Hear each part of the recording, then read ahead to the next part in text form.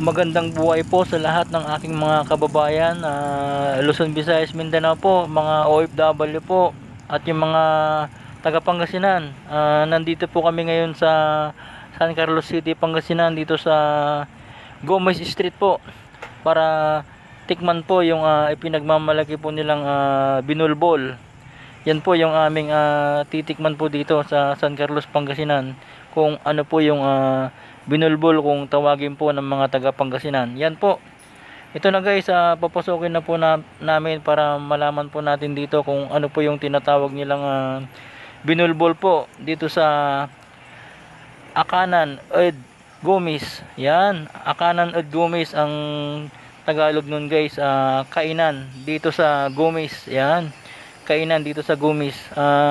Itong Gomez na to guys, Gomez Street po dito sa San Carlos City, Pangasinan. Yan po, kaya tinawag nilang Akanan Ed Gomez. Yan po ang salitang Pangasinan. Tara na guys, pasukin muna natin ang loob po ng kainan ni Gomez po, para tignan na rin po yung mga menu po nila, kung ano po yung mga menu po nila dito guys. Ham silog 75, 6 silog 85, long silog 85.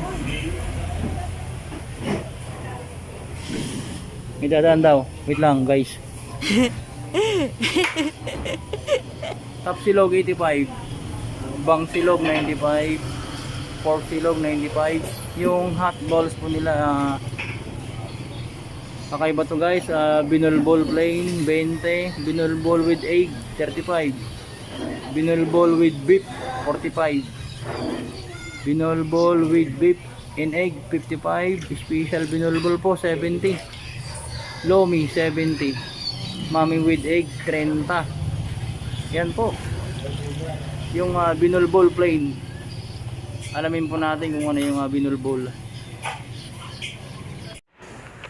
Mabigat guys, yan, isang kaldero po. Yan po yung binulbol kung tawagin po nila. Yan po guys, yan. Tutulungan ko sana sila, kaya lang nahiyan na po ako kasi parang kayang-kaya na po nila. Yan po.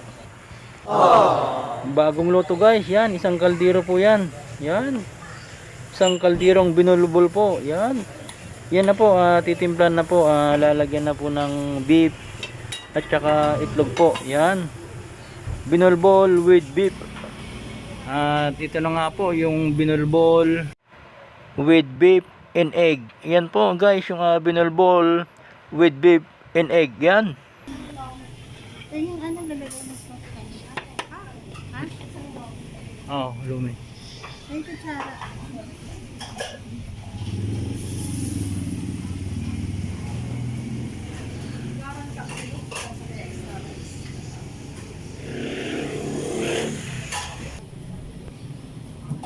At yan na po yung lumi ko. Ay, hindi pa.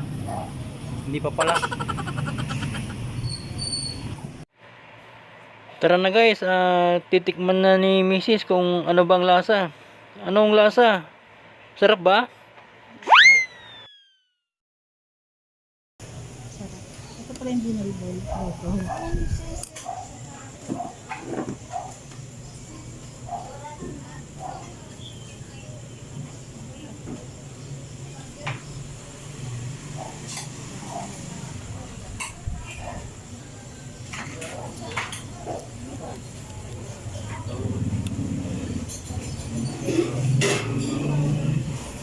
Ilang taon ka na? Ha? 10? Ilang taon ka na? 15? 30 na. Thank you.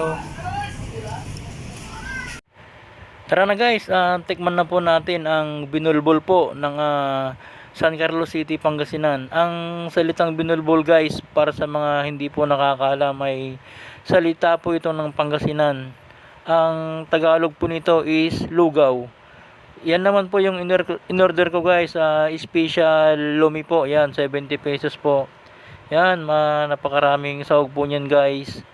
Yan, ito po. Yan, sobrang sarap po nito guys, kasi ito yung pinaka paborito ko po talaga, ang lumi. Yan po. Bali, alas 7 na po ng gabi, galing po kami doon sa Divinesia Bridge po, kay kainan ni Mang Piping sa Kalasyaw, sa puto po ng Kalasyaw. Kaya napagod na po kami, kaya dito na lang po kami kakain. At ito nga po guys, yung puto ng Kalasyaw, yan, yung assorted po na mga kulay po ng puto. Dito po namin isasabay sa binulbul po, at saka dito sa special lumi po, yan. Yan po, napakasarap po na isabay itong puto ng Kalasyaw dito sa binulbul ng San Carlos City, Pangasinan, at itong special lumi po, ang sarap. Yan, ito guys, si ma'am, may puto rin silang paninda kasi daw tamang tama daw ito sa mga lugaw po, mami. Yan po yung kaparis daw niya. At ito naman po guys, yung mga kabataan po na kumakain po na wala pong damit. Kakatapos lang daw nila mag basketball guys. Hello ate, yan, ang bait naman. Yan oh. Yan, ganyan po sila. Yan. Bait na ate, sumasayaw pa. Yan oh. Yan ang San Carlos City, Pangasinan, dito sa Gomis Street po. Yan, sa mga lahat po ng kababayan ko dito sa San Carlos City, Pangasinan, isang malaking shout out sa inyong lahat guys.